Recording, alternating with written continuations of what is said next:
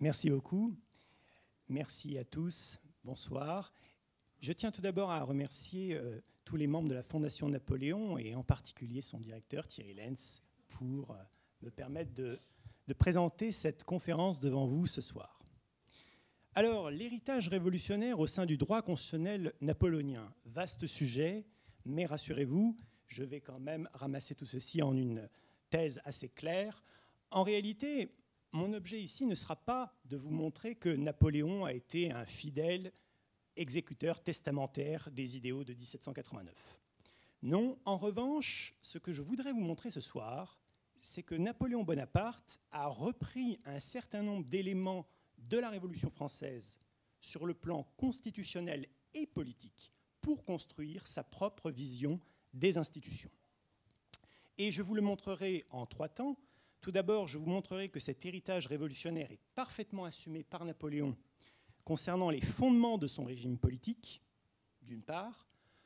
Dans un deuxième temps, je vous montrerai que cet héritage de la Révolution française se retrouve également concernant l'organisation matérielle des pouvoirs sous le consulat et l'Empire.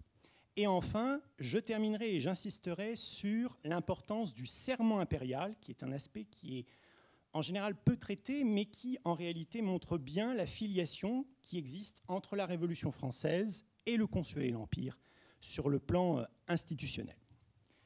Alors, avant tout cela, il faut effectuer quelques rappels concernant l'héritage de la Révolution française sur le plan constitutionnel et politique. Alors vous avez ici un tableau très célèbre de David, qui représente la cérémonie du serment du jeu de paume.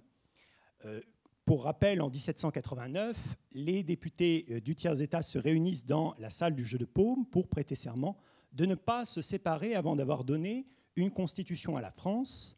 Et ce tableau représente bien les idéaux initiaux de 1789. Alors, cet héritage politique et constitutionnel de la Révolution française, il serait téméraire de la résumer rapidement, mais néanmoins, on peut discerner 4 aspects essentiels. Le premier aspect essentiel de la Révolution de 1789, c'est le transfert de la souveraineté du roi vers la nation. C'est par la déclaration du 17 juin 1789 que commence véritablement la Révolution française. À savoir que, sous l'Ancien Régime, la nation était incarnée par le roi. Les États généraux étaient uniquement là pour venir conseiller le monarque, et ce roi qui incarne la nation était aussi seul titulaire de la souveraineté. En 1789, le coup de génie des révolutionnaires, si j'ose dire, le 17 juin, c'est d'effectuer ce transfert et de faire de l'Assemblée des députés du tiers une assemblée nationale. Deuxième aspect de cet héritage politique et constitutionnel de la Révolution, cette souveraineté de la nation, eh bien, il faut bien qu'elle s'exerce. Mais les révolutionnaires français savent très bien que la nation ne peut pas directement exercer cette souveraineté politique. Donc le deuxième aspect essentiel de cet héritage, c'est l'existence d'une représentation politique. Il faut des représentants pour que la nation puisse exercer le pouvoir. Et c'était une idée qui était déjà formulée par l'abbé Sieyès dans sa fameuse brochure, et même un pamphlet, de janvier 1789. Qu'est-ce que le tiers-État ? Troisième aspect de cet héritage révolutionnaire, c'est l'adoption d'une constitution, on l'a vu à l'instant, avec les députés du tiers lors du serment du jeu de paume. Pour pouvoir faire en sorte que la nation soit représentée, eh bien, il faut organiser cette représentation. Et pour cela, il faut une constitution, il faut un texte, un document qui permette une telle organisation, comme ça avait déjà été le cas peu avant aux États-Unis d'Amérique. Le quatrième aspect de l'héritage révolutionnaire, c'est précisément la conception, ce que j'appelle la conception unitaire de la nation, c'est-à-dire qu'au fond, la nation française n'a rien à voir avec des ordres, comme l'étaient les ordres d'Ancien Régime. Pas du tout. Dans la conception révolutionnaire, la nation, c'est l'ensemble des individus, et surtout, ce sont des individus qui sont égaux en droit, ce qui rompt complètement avec la vision traditionnelle et ancienne de la société, une société composée d'ordres hiérarchisés. La Révolution française, c'est le triomphe de l'égalité, et c'est ce que l'on retrouve dans la fameuse Déclaration des droits de l'homme et du citoyen de 1789, avec la fameuse égalité des droits. Alors cet héritage de la Révolution française, il y a néanmoins des aspects qui ne sont pas traités par les révolutionnaires, ou en tout cas qui sont laissés en suspens tout au long de la Révolution, ce que j'appellerais les angles morts de cet héritage révolutionnaire. Il y a tout d'abord le problème de la révision de la Constitution. Comment fait-on pour faire évoluer dans le temps l'organisation des pouvoirs ?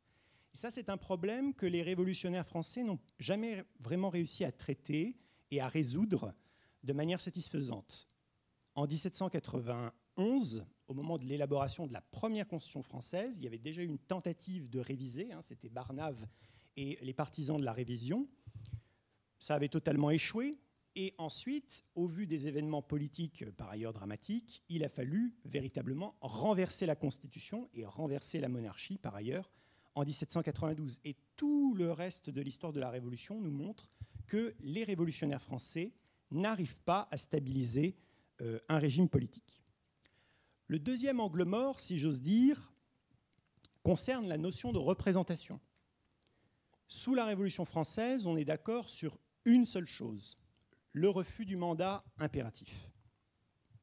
Sous l'Ancien Régime, le mandat était impératif, c'est-à-dire que les électeurs donnaient des consignes à leurs députés aux États généraux, et ceux-ci étaient normalement tenus de respecter les cahiers avec les demandes de leurs électeurs.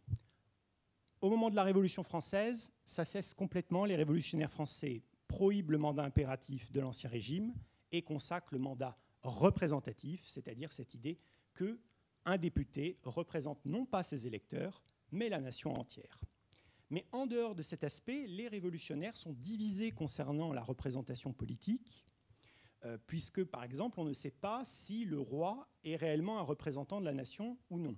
Donc il y a des débats pour savoir s'il faut l'intégrer en tant que représentant ou non, et la notion de représentation est donc assez imprécise sous la Révolution.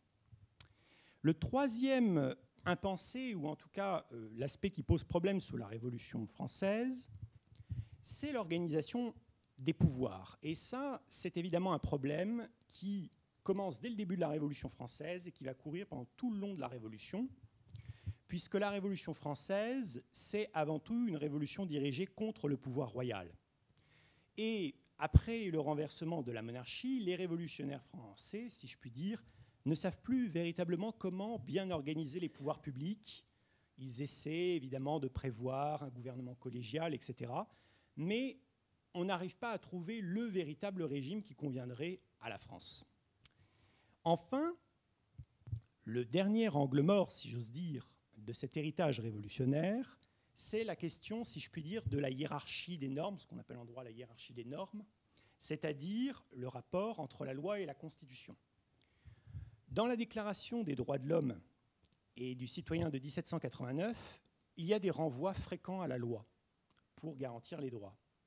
Mais le problème, c'est que faire si le législateur, ceux qui contribuent à élaborer la loi, violent la Constitution, violent la norme supérieure.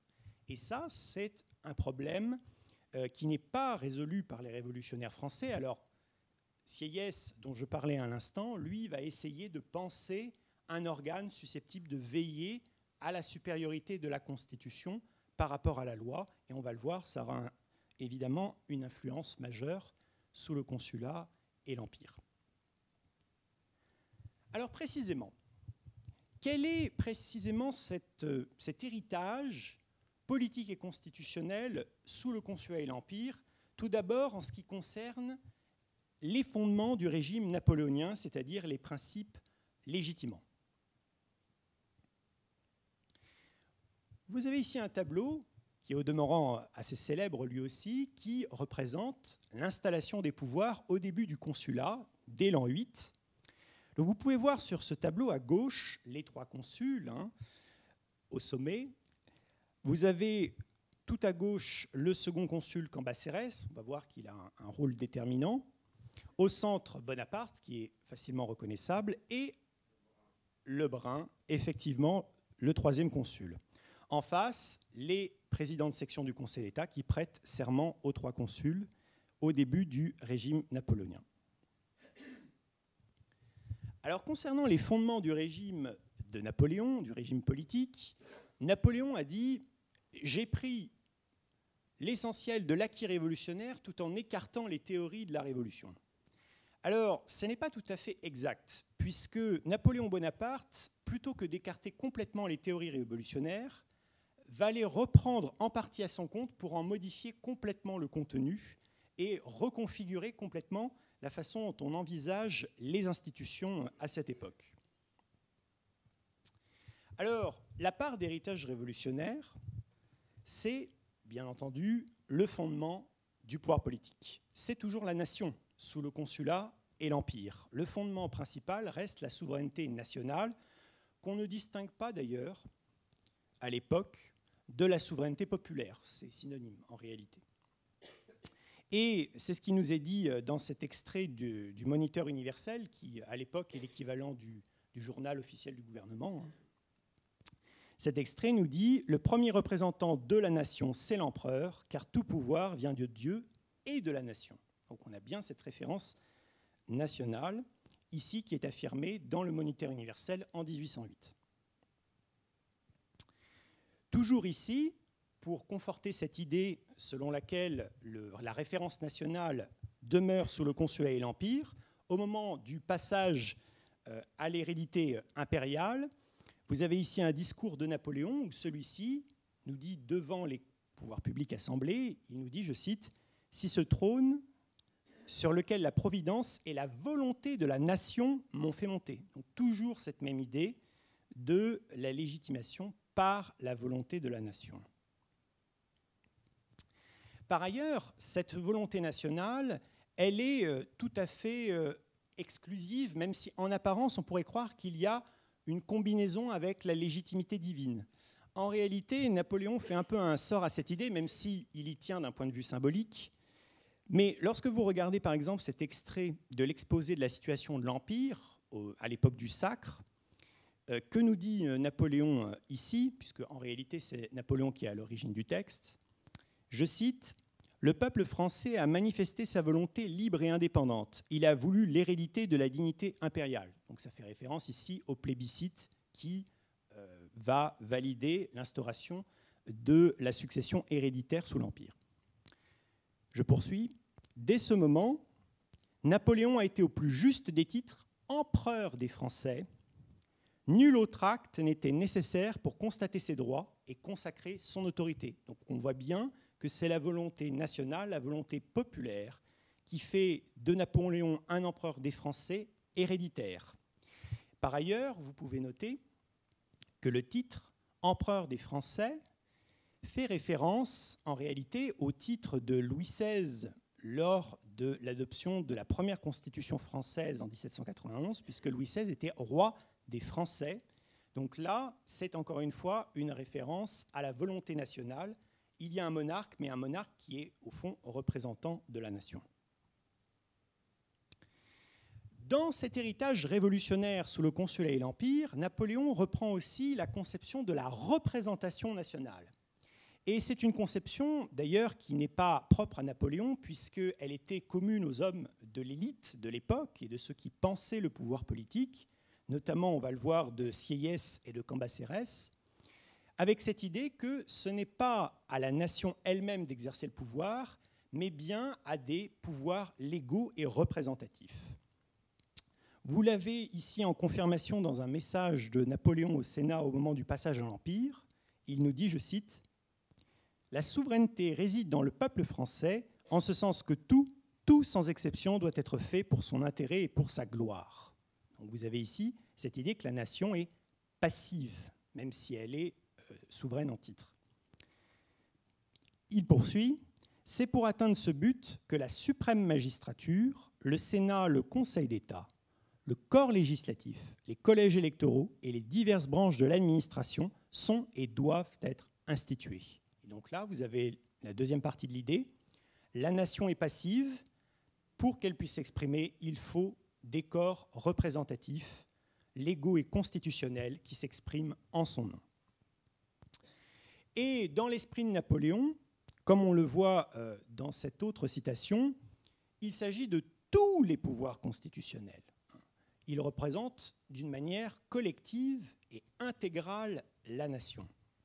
C'est ce qui nous est dit ici, je cite, « Le premier représentant de la nation, c'est l'empereur. L'empereur, le Sénat, le Conseil d'État, le corps législatif et le tribunat composent toute la machine gouvernementale. Ensemble, ils peuvent faire tout ce qu'ils veulent. Ils représentent la nation. » Donc là, on a cette idée clairement affirmée par Napoléon que tous les pouvoirs publics, d'une manière intégrale et collective, représentent la volonté nationale. Et c'est par ailleurs l'avis de Cambacérès en l'an 8. Alors Cambacérès, c'est un juriste de la Révolution française qui s'est rallié à Bonaparte en l'an 8 et qui va devenir son plus proche conseiller, notamment pour les affaires politiques et juridiques, et évidemment institutionnelles. Et Cambacérès, dès l'an 8, insiste sur 3 idées. L'idée, tout d'abord, qu'il faut assurer une transition parfaite entre les régimes antérieurs et le régime consulaire et impérial, sans complètement renier ce qui s'est fait sous la Révolution. Et d'autre part, cette idée que le pouvoir doit toujours s'exercer à partir de la notion de représentation politique. C'est ce qu'il nous dit ici, je cite, « Les hommes d'expérience virent avec plaisir qu'on y faisait un grand pas vers la concentration du pouvoir, sans laquelle le gouvernement ne peut avoir ni force ni intensité. Il paraît préférable de s'arrêter à une forme de gouvernement qui, en conservant le nom et les formes de la République, aurait cependant toute l'unité d'action que présente la monarchie. Le gouvernement devait être représentatif, c'est-à-dire que chacun devait concourir à la loi et à l'exécution de la loi par ceux de ses concitoyens en qui il avait le plus de confiance. Dans un tel ordre de choses, le corps législatif n'est point un corps de représentants de la nation, mais un corps de représentants des départements. Les fonctionnaires étaient tous représentants du peuple. Leur pouvoir découlait de la même source. Vous voyez, donc on retrouve exactement les mêmes idées qu'on a vues antérieurement, avec 2 aspects qu'on peut remarquer ici en plus, à savoir que pour Cambacérès, il y a véritablement une insistance sur cette idée que la représentation passe par l'élaboration de la loi, et c'est exactement la définition, une des définitions en tout cas, qui était en vigueur sous la Révolution, et représentant celui qui concourt à la formation de la loi. Et par ailleurs, vous avez encore une fois cette idée qu'il n'y a pas un corps, une assemblée par exemple, qui représente seule la nation, c'est l'ensemble, encore une fois, des pouvoirs publics qui remplissent cet office. Alors vous avez ici, à gauche, la représentation de Cambacérès, donc, qui fut sous le consulat second consul et sous l'Empire archichancelier. On peut dire, sans se tromper, qu'il s'agit véritablement du numéro 2 du régime, c'est-à-dire véritablement l'homme de main de Napoléon Bonaparte pour toutes les questions institutionnelles. C'est lui qui assurait véritablement les relations avec les pouvoirs publics, et notamment, on va le voir, les assemblées. À droite, Sieyès, donc, que je ne représente pas à nouveau, mais vous avez ici quelque chose d'important à noter, c'est que Sieyès, c'est quelqu'un qui, en l'an 8, a collaboré avec Napoléon Bonaparte à l'écriture de la première constitution du consulat et de l'Empire. Alors Bonaparte finira par l'écarter, bien évidemment, mais on va le voir, il y a quand même un certain nombre d'idées de Sieyès qui restent malgré tout sous le consulat et l'Empire, et nous verrons ce que Napoléon en fera.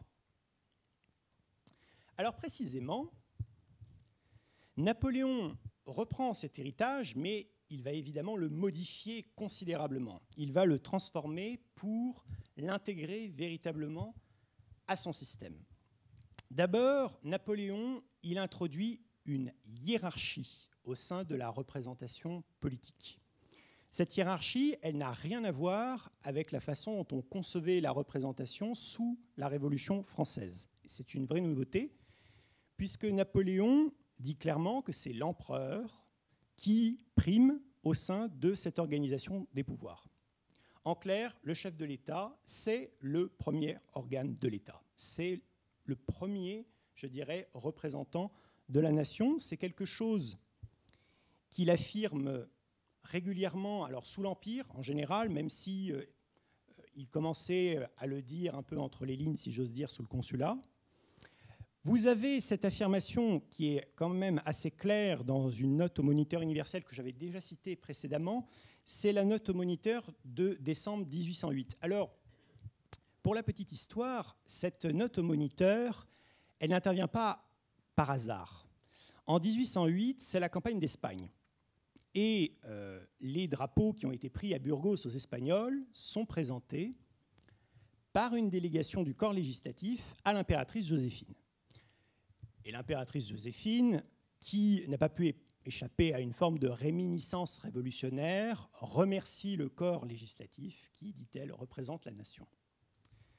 Et Napoléon, qui surveille le contenu des journaux, qui écrit même très largement le contenu des journaux, ne va pas laisser passer une telle erreur de la part de Joséphine et il va aussitôt dicter une note rectificative, un erratum, au sein du Moniteur universel. Et qu'est-ce qu'il nous dit? Il nous dit non, le corps législatif ne représente pas la nation.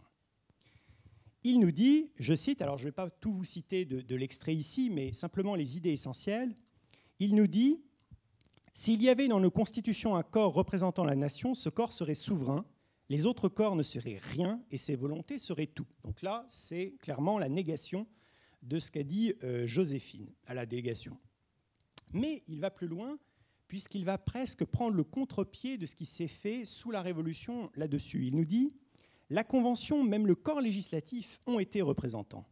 Nos malheurs sont venus en partie de cette exagération d'idées. » Donc pour Napoléon, ce n'est pas à l'Assemblée législative de représenter seule la nation, puisque c'était évidemment quelque chose qui était mis en avant sous la Révolution française, où on disait que le corps législatif était seul à représenter la nation, il n'y avait que l'Assemblée qui était souveraine, etc. Là, Napoléon dit non, ça c'est une conception du passé.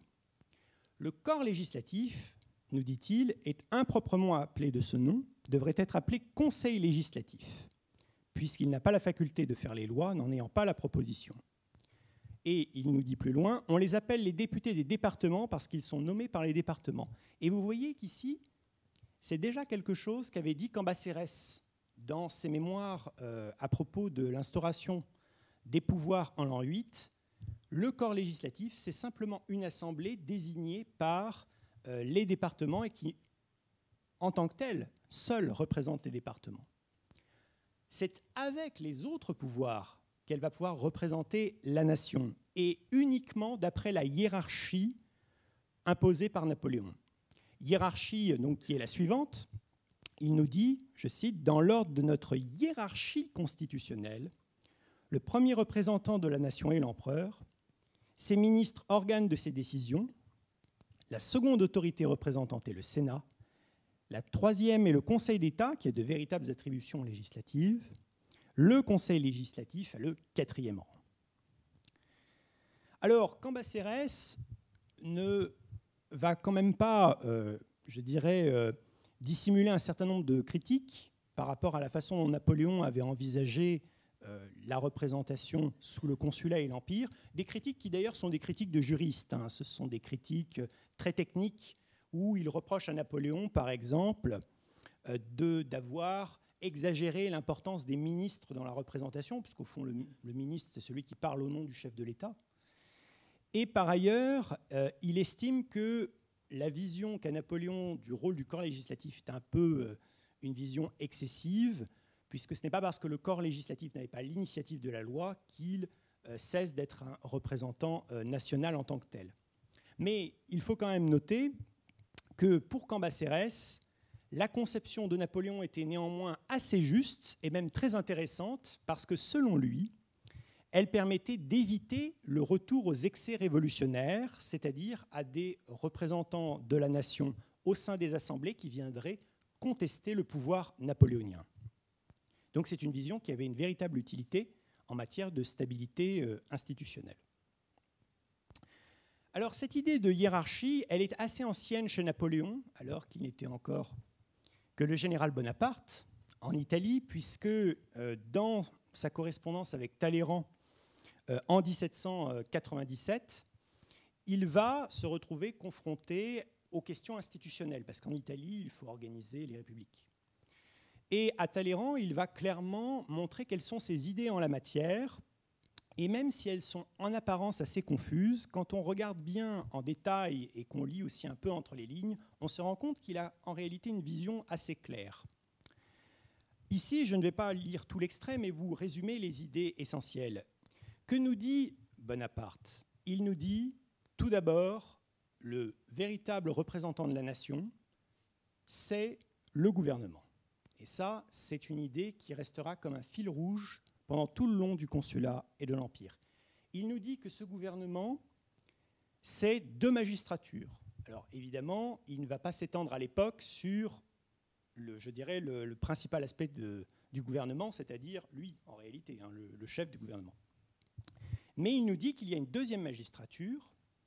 Il l'appelle le Grand Conseil de la Nation, c'est-à-dire en clair un conseil composé de spécialistes rompus aux affaires politiques et administratives et qui viendront assister en réalité le chef. Et nous avons là ici une préfiguration de ce que sera le Conseil d'État et peut-être même aussi le Sénat, même si ici c'est une institution qui n'a pas pour origine Bonaparte. Autre idée essentielle dans cette lettre, il nous dit clairement que le pouvoir législatif, pour lui, a clairement le dernier rang, comme il nous le dira aussi dans la note de 1808, à savoir que le pouvoir législatif, dit-il, doit être sans rang dans la République, impassible, sans yeux et sans oreilles pour ceux qui l'entourent, et n'aurait pas d'ambition. Donc en clair, pour Napoléon, le pouvoir législatif, c'est un pouvoir d'enregistrement. Voilà, il doit être essentiellement passif. Alors il y a un véritable problème néanmoins. Au nom de quel principe Napoléon peut-il imposer cette vision des institutions? Au nom de quoi va-t-il hiérarchiser entre les différents pouvoirs représentants? Alors, il me semble qu'il y a deux hypothèses qui vont permettre d'éclairer un peu cela. Tout d'abord, ce qu'il faut savoir, c'est qu'en l'an 8, Sieyès avait imaginé une institution, souvenez-vous, pour veiller au respect de la Constitution et faire en sorte que le législateur ne vienne pas la violer. Eh bien, cette institution, Sieyès l'avait appelée le Sénat conservateur. Donc le Sénat conservateur, c'est une assemblée qui, sans vouloir faire trop d'anachronisme, ressemblerait un peu à notre Conseil constitutionnel, dans les grandes lignes tout du moins, mais c'est une assemblée politique. Et Napoléon Bonaparte, au début du consulat, il va se retrouver confronté à des réticences de la part des sénateurs qui traînent un peu des pieds pour faire de Bonaparte le consul à vie en 1802. Donc il y a un véritable rapport de force qui s'établit entre Bonaparte et les sénateurs. Et Bonaparte va, si je puis dire, gagner le rapport de force, puisque grâce au conseil de Cambacérès, le fameux numéro 2, eh bien, Bonaparte va réussir à surmonter les réticences des sénateurs et à imposer, si je puis dire, une vision des institutions où il est au centre, à partir du consulat à vie. Or, comme le Sénat conservateur était l'organe qui était chargé de veiller au respect de la Constitution, c'était aussi l'Assemblée qui était chargée de l'interpréter. Eh bien, à partir du moment où Napoléon a gagné son rapport de force, c'est lui, en réalité, qui peut véritablement interpréter les institutions et imposer son interprétation. L'autre hypothèse, ce sont les plébiscites. Alors, les plébiscites, c'est, si je puis dire, un instrument qui était déjà utilisé sous la Révolution française et qui est synonyme de référendum. En réalité, il n'y a pas vraiment de différence entre le plébiscite et le référendum. Mais ce qu'il faut savoir, c'est que sous le consulat et l'Empire, vous avez au moins deux plébiscites qui vont considérablement consolider le pouvoir napoléonien. L'un en 1802 pour le consulat à vie et l'autre en 1804 au moment du passage à l'Empire pour approuver l'hérédité impériale.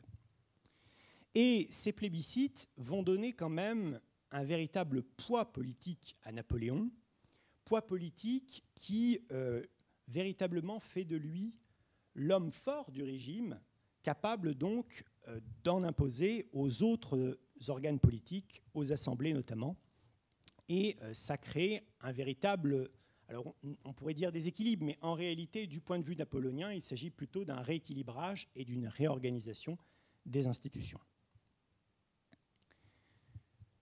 Donc pour un bilan concernant les fondements du régime napoléonien, on voit bien qu'il y a un héritage de la Révolution concernant la représentation nationale, mais il faut bien garder en tête que cette représentation nationale, elle est personnalisée et hiérarchisée par un Napoléon vainqueur sur le plan institutionnel, si je puis dire, un empereur des Français qui représente en premier la nation française devant le Sénat et les assemblées.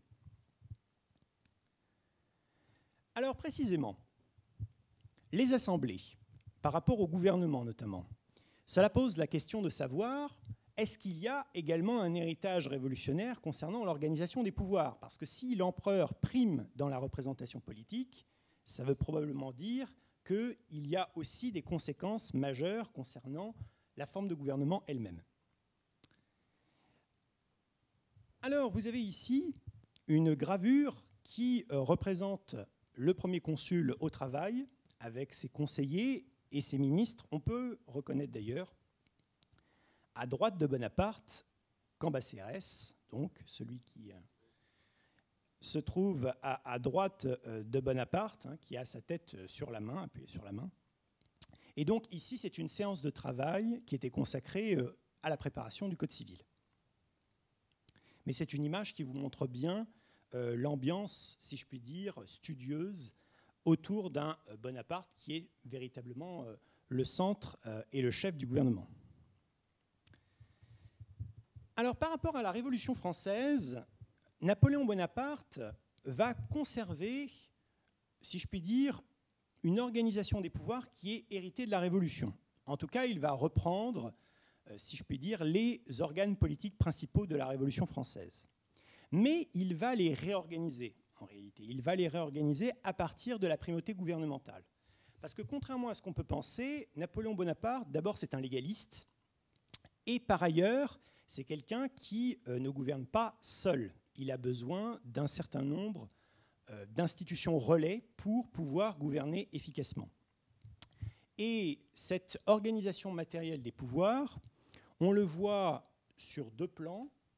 Tout d'abord, concernant, si je puis dire, la question normative, donc le statut des lois et des règlements sous le Consulat et l'Empire, et par ailleurs, la résolution du problème apporté par Napoléon à la question de savoir quelle est la place des assemblées par rapport au gouvernement. Alors, concernant tout d'abord le statut des lois et des règlements, donc le régime napoléonien est directement l'héritier de la Révolution française sur ce point, puisque l'on retrouve les deux actes qui ont été inventés par les révolutionnaires français, la loi et le règlement. Alors la loi, je n'y reviens pas, en tout cas pas directement. En ce qui concerne le règlement, c'est un acte qui est censé permettre la mise en œuvre de la loi. Voilà. Et vous avez cette notion qui émerge à la fin de la Révolution française, plus précisément sous le Directoire, puisque vous avez ici un extrait de la Constitution du Directoire, où l'on ne parle pas encore de règlement, on parle de proclamation. Mais ce type d'acte émerge à ce moment-là. Et on parle véritablement de règlement, avec cette fois-ci une formule assez nette par rapport à ce type d'acte. Dès la Constitution de l'an 8, ici, je cite, « Le gouvernement propose les lois et fait les règlements nécessaires pour assurer leur exécution. » Donc la formule est assez nette ici. Qu'est-ce qui va changer sous le Consulat et l'Empire? Eh bien, ce qui va changer, c'est la vision que l'on va avoir de la loi et du règlement. La vision napoléonienne, ici, elle va s'écarter de la conception révolutionnaire, puisque sous la Révolution française, on a une vision pratiquement sacrale de la loi. Véritablement, c'est ce qu'on appelle le légicentrisme révolutionnaire. Un but des théories de Rousseau, notamment, les révolutionnaires français vouent un véritable culte à la loi. Eh bien, sous le Consulat et l'Empire, on voit un effet inverse, presque une forme de réaction par rapport à cette conception. La loi, d'abord, elle n'est plus supérieure à la Constitution, elle n'est plus supérieure au texte constitutionnel. Je vais y revenir.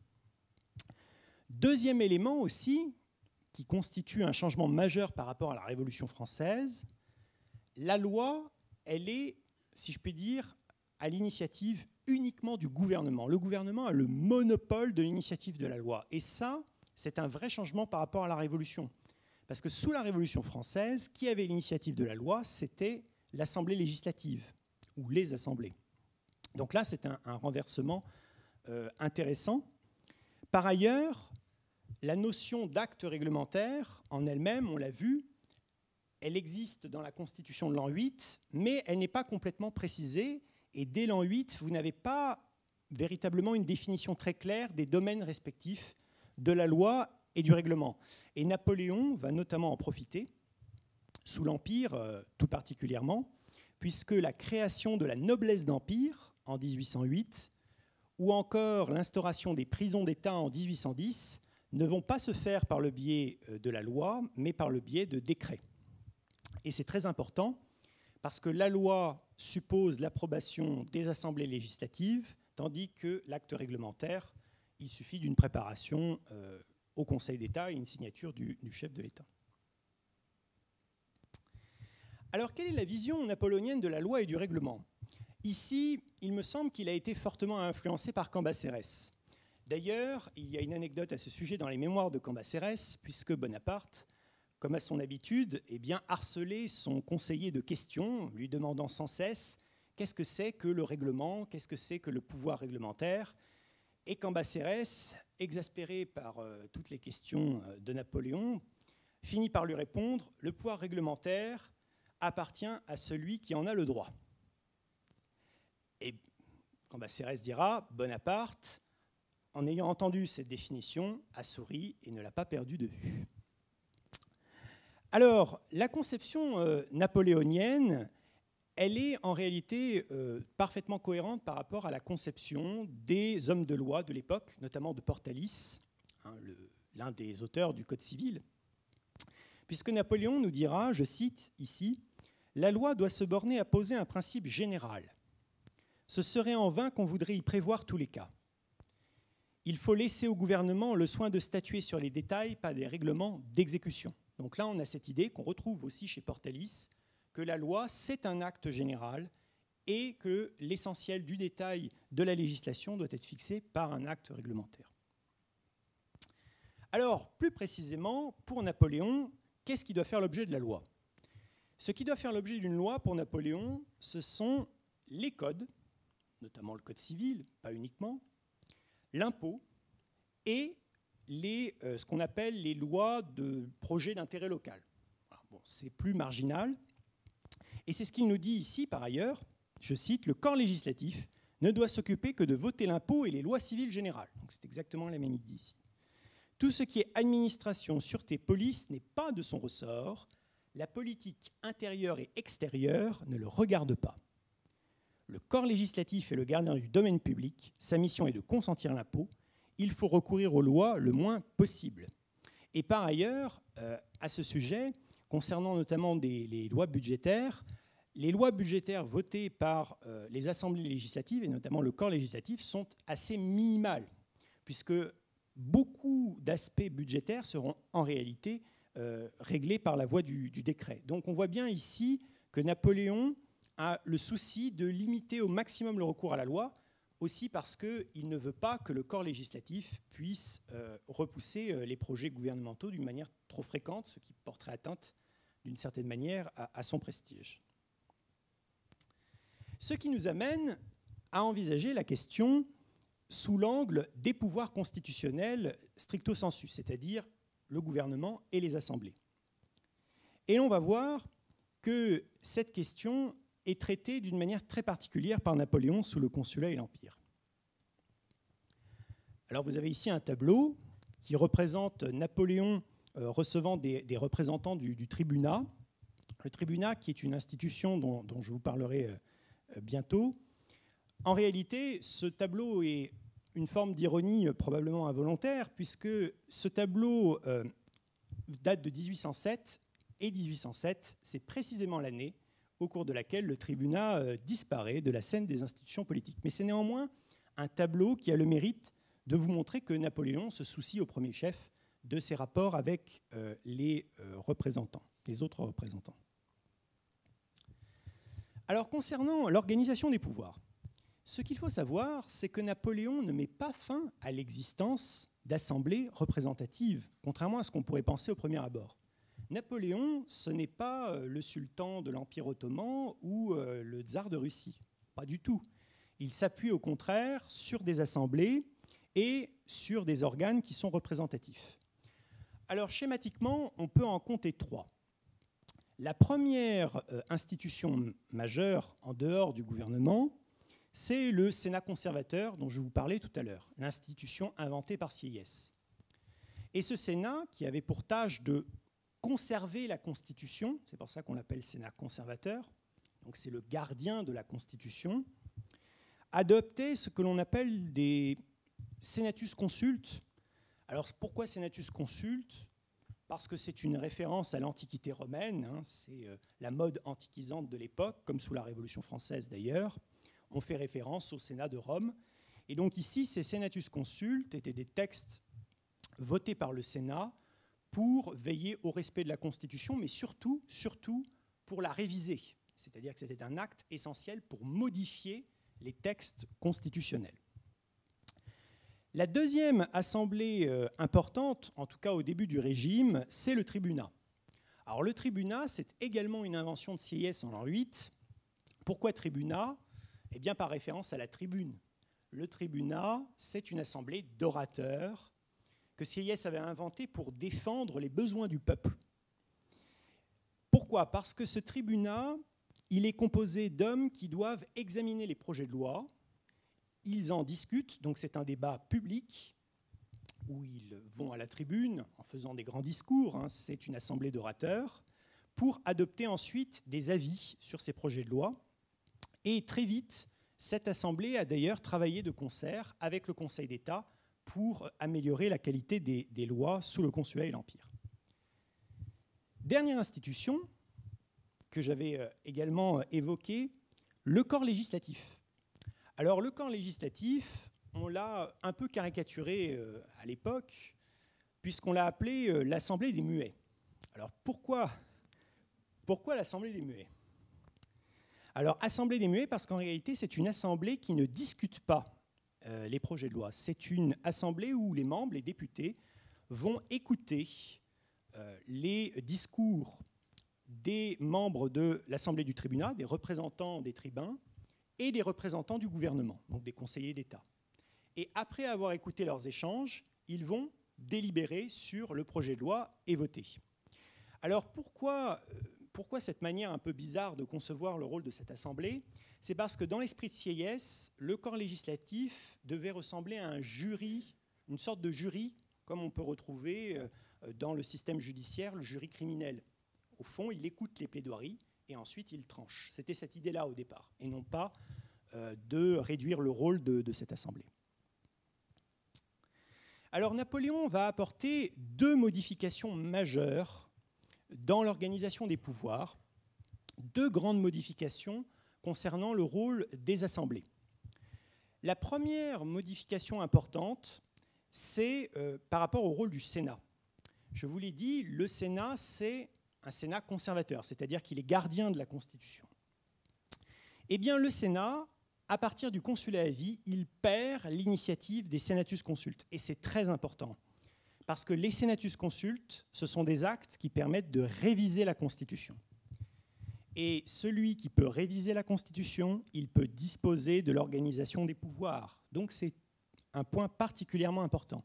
À partir du consulat à vie, et donc du Senatus Consulte qui prévoit le consulat à vie, c'est désormais le gouvernement qui a l'initiative et le monopole de l'initiative des Senatus Consultes et qui donc peut initier une révision de la Constitution, ce qui déclasse quelque peu le rôle du Sénat et le subordonne véritablement à Bonaparte.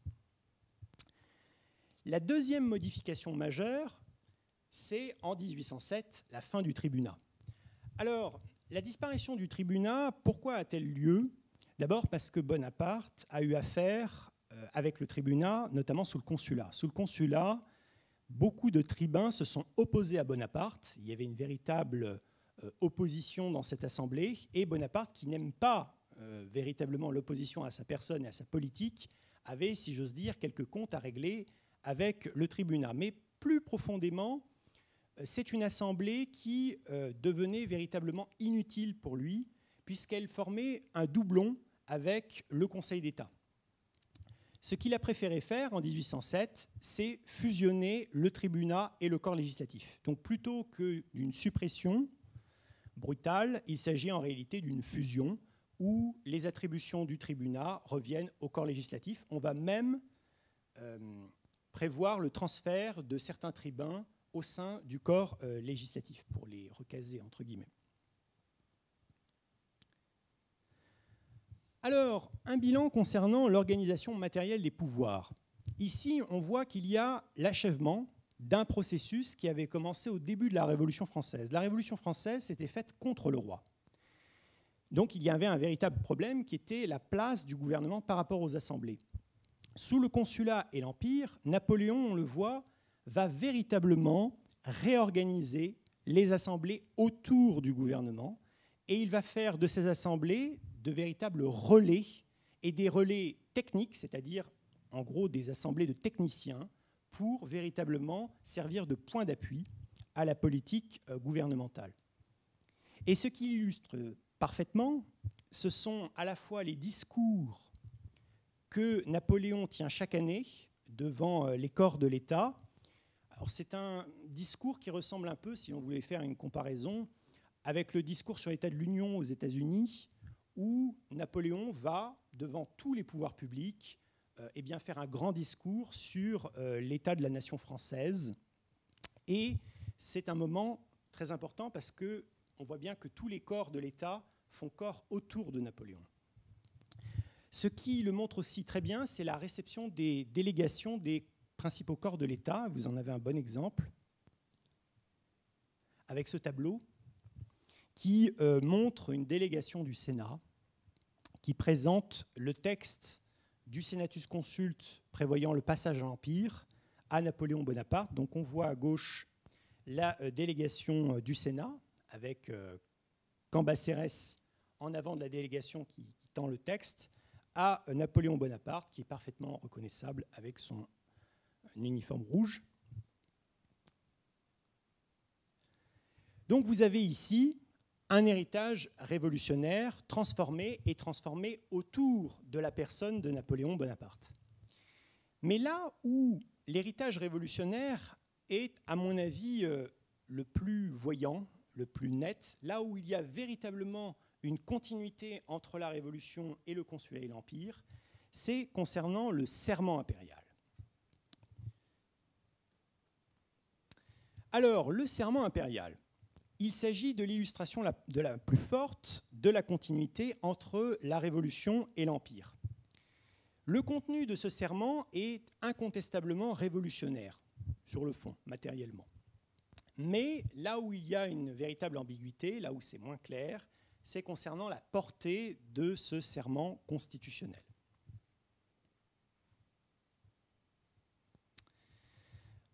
Alors, ce serment impérial, il est présent dans le Senatus Consulte qui prévoit le passage à l'Empire en l'an 12. Et Napoléon prêtera ce serment à l'occasion de la cérémonie du sacre qui a lieu, comme vous le savez, le 2 décembre 1804. Alors ce que l'on sait moins, c'est que la cérémonie du sacre a plus d'importance sur le plan juridique et politique à propos du serment que la cérémonie du couronnement à proprement parler. On a tous en tête, évidemment, le tableau de David, etc., concernant le couronnement de Napoléon par lui-même en présence du pape. Mais en réalité, la partie de la cérémonie qui était la plus importante sur le plan institutionnel, c'est le serment. Et le serment qui a été prêté, évidemment, pas en présence du pape, qui s'est réfugié dans la sacristie à ce moment-là. Alors, quel est le contenu de ce serment ? Voici ce qu'il nous dit, je cite. « Je jure de maintenir l'intégrité du territoire de la République, de respecter et de faire respecter les lois du concordat et de la liberté des cultes, de respecter et de faire respecter l'égalité des droits, la liberté politique et civile, l'irrévocabilité des ventes des biens nationaux, de ne lever aucun impôt, de n'établir aucune taxe qu'en vertu de la loi, de maintenir l'institution de la Légion d'honneur, de gouverner dans la seule vue de l'intérêt, du bonheur et de la gloire du peuple français. Alors, ce serment, Napoléon véritablement va le prêter en 1804, mais c'est un serment qui renvoie directement à l'acquis révolutionnaire, et cet acquis, Napoléon est chargé de le garantir. Alors, l'origine de cette disposition, de cet article qui prévoit le serment impérial, c'est un marchandage entre Napoléon et les sénateurs. Pourquoi ? Parce qu'en 1804, à la veille du passage à l'Empire, les sénateurs sont, encore une fois, assez réticents face à l'accroissement du pouvoir napoléonien. Ils ne voudraient pas, finalement, accorder un nouvel avantage de plus à Napoléon. Alors Napoléon, bien sûr, va s'y prendre d'une manière habile, puisqu'il va essayer de forcer un peu la main des sénateurs, en faisant appel au tribunat, en faisant appel aussi à des pétitions. On va recueillir un certain nombre de pétitions qui vont servir à faire un peu pression sur les sénateurs pour que ceux-ci se saisissent enfin de la question de l'établissement de l'Empire. Et le Sénat va finalement accepter d'examiner la question du passage à l'Empire, mais dans la réponse envoyée par le Sénat à Napoléon, il y a également un mémoire envoyé par les sénateurs, et dans ce mémoire sont contenues toutes les exigences du Sénat en échange de la reconnaissance de l'Empire. Et alors, lorsque Napoléon recevra ce mémoire, d'ailleurs, il va entrer en colère, il va véritablement dire « c'est une réminiscence de la Constitution anglaise », dit-il. Et dans sa bouche, c'est particulièrement péjoratif. Pourquoi ? Parce que ce mémoire, qu'est-ce qu'il prévoit ? Reprenons après cette courte pause. Donc, ce serment impérial, disais-je, c'est en partie une reprise de celui qui était exigé pour le successeur du premier consul à vie. Mais plus important encore, il me semble que ce serment doit être examiné par rapport à la question de la déclaration des droits. Pourquoi ? Parce que beaucoup d'auteurs ont été frappés par le fait que dans les constitutions napoléoniennes, il n'y a pas de déclaration des droits.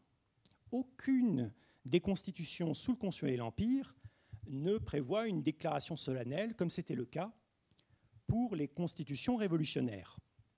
Et pourtant, lorsque vous regardez le contenu de ce serment qui est instauré au moment du passage à l'Empire, vous avez une liste: intégrité territoriale, liberté de culte, égalité des droits, liberté politique et civile, légion d'honneur, irrévocabilité de la vente des biens nationaux, consentement à l'impôt. C'était le point de départ de la Révolution, quand même. Eh bien, c'est un aspect important de la thèse que je voudrais défendre devant vous ici. Selon moi, ce serment, matériellement parlant, c'est ce qui reste des déclarations de droits de la Révolution française. C'est résiduel, mais c'est en réalité ce noyau, ce noyau qu'on ne peut pas réduire des anciennes déclarations de droits que l'on retrouve dans le contenu de ce serment, qui est véritablement un serment à contenu révolutionnaire. Et l'intention des sénateurs, c'est bien de rappeler à Napoléon qu'il est un héritier de la Révolution. Vous avez par ailleurs ici un très beau tableau qui montre Napoléon en souverain législateur. Et c'était probablement ainsi que Napoléon a prêté serment le 2 décembre 1804, puisqu'il était bien précisé que l'empereur devait prêter serment la main sur les évangiles, comme on le voit ici dans ce tableau de Girodet. Alors, il y a un serment à contenu révolutionnaire, incontestablement. Donc, il y a un héritage de la Révolution dans les textes, mais évidemment, qu'en est-il de la portée du serment, de son effectivité ? Eh bien, il n'existe aucun mécanisme dans les constitutions napoléoniennes, aucun mécanisme pour en assurer le respect par l'empereur. Alors, il est vrai qu'au moment du passage à l'Empire, le Senatus Consults de l'an 12 prévoyait d'organiser une haute cour. Donc c'est une haute cour qui devait servir normalement à juger les personnalités du régime en cas de haute trahison. Ça a failli servir d'ailleurs pour le vaincu de Baylen. Mais si vous lisez le texte constitutionnel, ça ne concerne pas l'empereur. Et par ailleurs, en l'an 8, au moment de l'élaboration de la première constitution consulaire, Bonaparte avait déjà fait retirer le droit d'absorption prévu par Sieyès concernant le grand électeur. Le grand électeur, c'était le chef de l'État prévu par Sieyès, et il était prévu que le Sénat pouvait l'absorber, c'est-à-dire en clair le destituer. Et Bonaparte avait fait rayer cela dès l'an 8 en disant qu'il ne voulait pas d'un rôle de cochon à l'engrais. Par ailleurs, on peut se demander alors quels étaient les moyens pour véritablement faire respecter ce serment par Napoléon.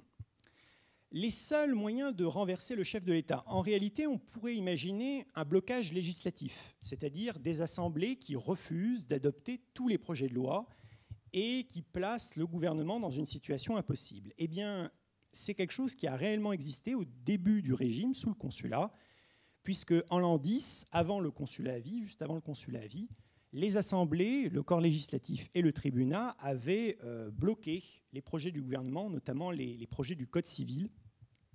Et Bonaparte avait triomphé dans ce rapport de force, notamment grâce au conseil de Cambacérès, qui lui a permis de purger les assemblées. On pouvait aussi imaginer que le Sénat adopte un senatus consulte pour modifier, si je puis dire, l'organisation des pouvoirs et renverser le chef de l'État. Mais ce n'était pas possible puisque, dès le consulat à vie, l'initiative des senatus consultes est monopolisée. Bon, impossible. Donc en clair, Napoléon est un monarque qui est politiquement irresponsable. Et pourtant, le serment a bien été utilisé contre Napoléon. C'est ce qu'on va voir avec l'acte de déchéance du 2 avril 1814. Alors en 1814, le contexte est dramatique puisque Napoléon a perdu ses guerres contre les puissances coalisées qui envahissent la France. Et après une héroïque campagne de France, Napoléon Bonaparte se retrouve à Fontainebleau avec son armée. Et à Paris, les Alliés font leur entrée dans la capitale. Et c'est là qu'intervient Talleyrand. Talleyrand qui faisait partie évidemment des collaborateurs du régime. Et Talleyrand, qui pendant très longtemps a collaboré avec Napoléon, avait partagé sa vision des choses, progressivement a retourné sa veste, si j'ose dire. Mais il l'a fait essentiellement parce qu'il voulait tourner la page de Napoléon, c'est-à-dire faire prononcer la déchéance de l'empereur de façon à rappeler les Bourbons sur le trône de France. Et pour y parvenir, Talleyrand a réussi à convaincre les coalisés, et surtout le tsar, de réunir les sénateurs, d'assembler le Sénat, pour lui faire adopter la déchéance de l'empereur. Et ce qui est très intéressant, quand vous regardez cet acte de déchéance, vous remarquerez qu'en réalité, il repose sur une argumentation qui est une argumentation juridique. Alors, je ne vais pas là aussi tout vous citer, mais en réalité, lorsque vous regardez le texte, il nous dit par exemple « Le Sénat, considérant que dans une monarchie constitutionnelle, le monarque n'existe qu'en vertu de la Constitution », donc il y a bien une référence constitutionnelle, que Napoléon Bonaparte, pendant quelque temps d'un gouvernement ferme et prudent, avait donné à la nation des sujets à compter pour l'avenir, etc., etc., il n'a pas respecté la Constitution. Pourquoi ? Parce qu'il a effectué un certain nombre d'actes et pris un certain nombre de décisions contre, je cite, la teneur expresse du serment qu'il avait prêté. Et dans cet acte de déchéance, vous avez toute une liste de reproches effectués à Napoléon. Alors, il y en a un certain nombre. Il y a par exemple le fait de ne pas avoir recouru au corps législatif pour faire voter les lois budgétaires. Il y a par exemple le fait que Napoléon a abusé de la conscription en passant par-dessus le corps législatif. Bref, toute une série de reproches, pas tous d'ailleurs institutionnels.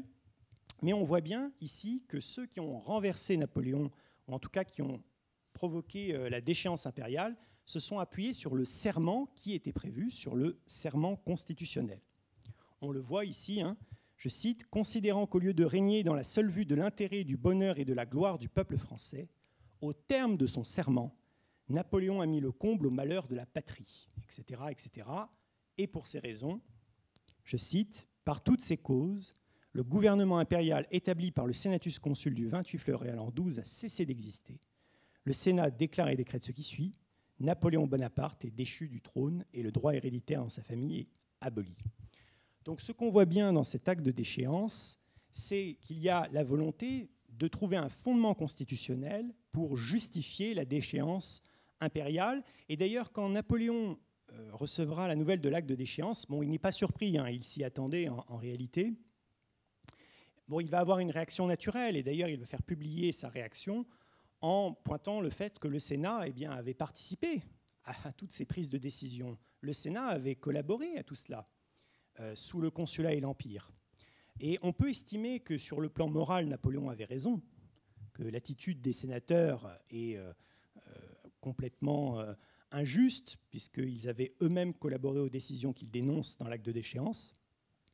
Mais du point de vue juridique, ce n'est pas si contestable que ça, parce que si l'on considère que Napoléon a bien trahi la teneur de son serment entre 1804 et 1814, eh bien, il y avait un véritable fondement pour prononcer la déchéance. Il me semble bien que cet acte de déchéance, en réalité, a nourri plus tard la conception républicaine des rapports entre le Consulat et l'Empire et la Révolution. Puisque quand vous lisez l'acte de déchéance de 1814, tous les reproches qui sont listés dans ce document, ce sont des reproches que l'on va retrouver chez les auteurs républicains qui vont estimer qu'il y a une rupture entre la Révolution française et Napoléon et son régime. Et qu'en clair, Napoléon est celui qui a trahi la Révolution française et qui a trahi la République.